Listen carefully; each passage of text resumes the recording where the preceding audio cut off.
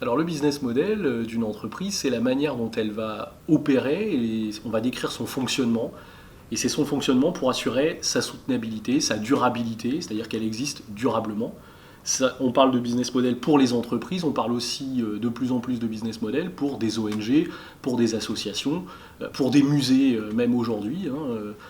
C'est-à-dire que tous les secteurs d'activité sont concernés par la question d'avoir un business model, c'est-à-dire un moyen de gagner de l'argent, de dépenser aussi ses ressources, etc., pour assurer sa soutenabilité dans le temps.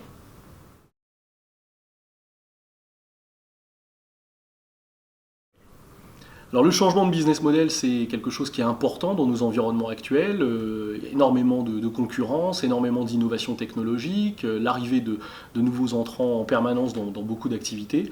Et donc une question récurrente pour les entreprises en place, c'est de se demander si elles peuvent effectivement trouver de nouveaux moyens de générer des revenus, trouver de nouveaux modèles pour continuer à exister. Alors, quand changer de business model, il y a des moments où il est préférable de le faire, notamment à l'arrivée d'une technologie, pour profiter de cette technologie, mais aussi à l'échelle d'un secteur, au moment où, par exemple, on se trouve dans une période où le secteur est arrivé à maturité, on pense par exemple à la presse ou au transport aérien, où les modèles low cost ou les modèles gratuits, par exemple, sont arrivés à des moments qui étaient des moments de maturité, c'est-à-dire quand le secteur commence à créer trop de concurrence entre les entreprises et les marges de ces entreprises commencent à décroître. Alors là, à ce moment-là, elles cherchent des relais de croissance et ces relais de croissance, le plus souvent, passent par un changement de modèle plutôt que par le lancement de nouveaux produits.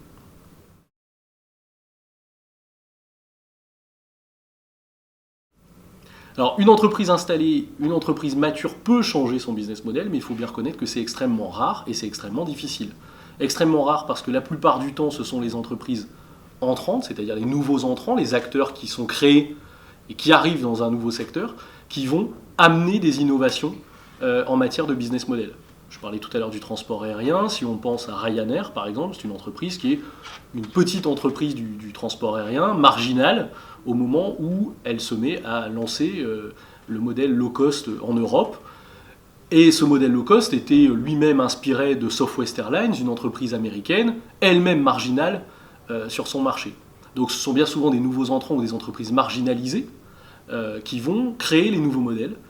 Malheureusement, pour les grandes entreprises, les acteurs en place ont beaucoup de ressources et seraient susceptibles de créer les nouveaux modèles, mais sont confrontés à des barrières, souvent des barrières cognitives, c'est-à-dire une incapacité à penser autre chose que le modèle dans lequel elles se sont installées, une incapacité à penser un modèle autre que ce qu'elles ont toujours vu, et elles regardent tellement leurs concurrents que finalement, elles finissent par leur ressembler, et tout le monde finit par se ressembler dans un secteur.